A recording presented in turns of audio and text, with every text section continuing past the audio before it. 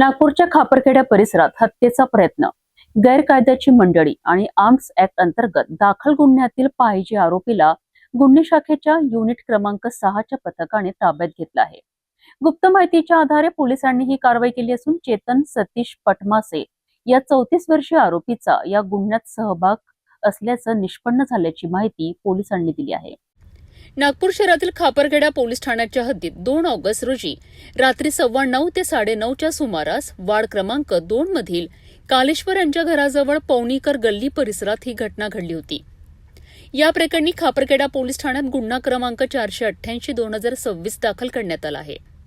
भारतीय न्याय संहितेतील कलम 109(1), 115(2), 118(1), 189(2), 190 आणि 191(3) सह भारतीय हत्यार कायद्याचे कलम 425 तसेच महाराष्ट्र पोलीस कायद्याच्या कलम 135 अंतर्गत गुन्हा नोंदविण्यात आला आहे।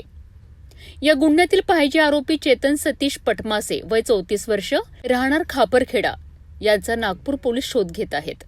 दरम्यान गुन्हे शाखा युनिट क्रमांक 6 च्या पथकाला गुप्त बातमीदारामार्फत आरोपीबाबत माहिती मिळाली। मिळालेल्या माहितीच्या आधारे पोलिसांनी कारवाई करत चेतन पटमासे याला ताब्यात घेतले। प्राथमिक तपासात आरोपीचा हा गुन्ह्यात सहभाग निष्पन्न झाल्याची माहिती पोलिसांनी दिली आहे। त्यानंतर आरोपीची वैद्यकीय तपासणी करण्यात आली आणि पुढील कायदेशीर कारवाईकरिता त्याला खापरखेडा पोलीस ठाण्याच्या रात्रपाळी अधिकाऱ्यांच्या ताब्यात देण्यात आले। या कारवाईमुळे खापरखेडा परिसरातील या गंभीर प्रकरणाच्या तपासाला पुढे गती मिळण्याची शक्यता आहे। आता या प्रकरणात पुढील तपासामध्ये आणखी कोणती माहिती समोर येते याकडे पोलिसांसह नागरिकांचे लक्ष लागले आहे।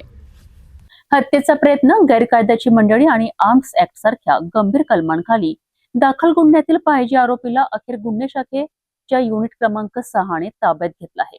आरोपीला पुढील तपासासाठी खापरखेडा पोलिसांच्या ताब्यात देण्यात आलं असून या प्रकरणाचा पुढील तपास सुरू आहे।